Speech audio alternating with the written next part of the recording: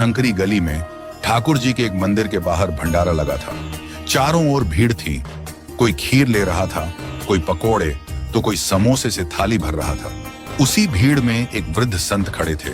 वे एक कोने में खड़े होकर सब कुछ शांत भाव से देख रहे थे। तभी एक युवक जो पहली बार तीर्थ यात्रा पर आया था, उनके पास आया और बोला, बाबा जी, सब तो खा रहे हैं, खीर भी है, पकोड़ा भी, मैं भी ले लूं ना प्रसाद।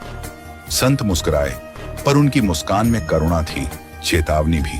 उन्होंने कहा, बेटा, प्रसाद कोई खाना भर नहीं है, ये तो भाव का आदान प्रदान है।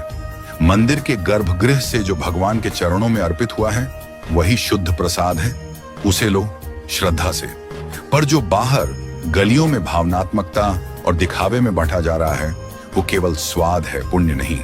युवक थोड़ा चौंका। तो बाबा, सेवा करना, बांटना, वो तो पुण्य है ना?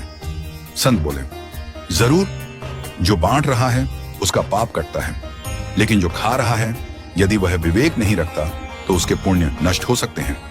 बेटा, अगर तू गृहस्थ है, साधक है, भजन करना चाहता है, तो सावधानी रख। बाहर का हर दिया गया पदार्थ न खा, हर बात का भान रख। बिहारी जी या राधा वल्लभ जी के मंदिर से जो थोड़े से तुलसी या मिश्री मिले, वो सच्चा प्रसाद है। पर ये भर भर के खीर, समोसे, पकोड़े, वो मोह है, और मोह से बुद्धि कुंद होती है। जब बुद्धि कुंद होगी, तब भजन कैसे होगा? युवक अब गंभीर हो गया। उसकी दृष्टि अब केवल स्वाद की ओर नहीं थी। अब वह सोचने लगा, क्या मेरा लिया हुआ मेरा ही पुण्य खा रहा है? संत ने आगे समझाया, धामों में जब तू भोग पा रहा हो या किसी आश्रम में रुका हो, तब भी विवेक रख।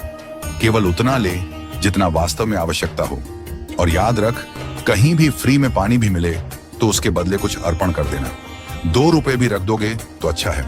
यह आदान प्रदान की मर्यादा है, यह श्रद्धा है, यह तिरस्कार नहीं, सम्मान है भगवान के और अपने पुण्य के भी।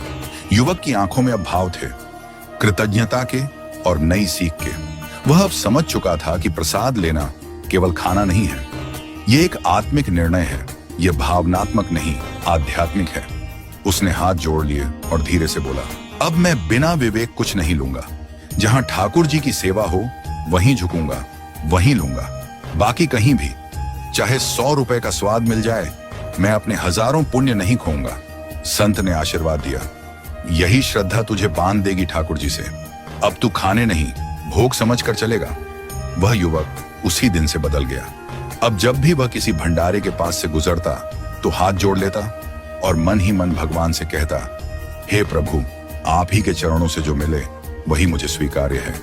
बाकी सब आपका ही दिया, पर मेरा नहीं।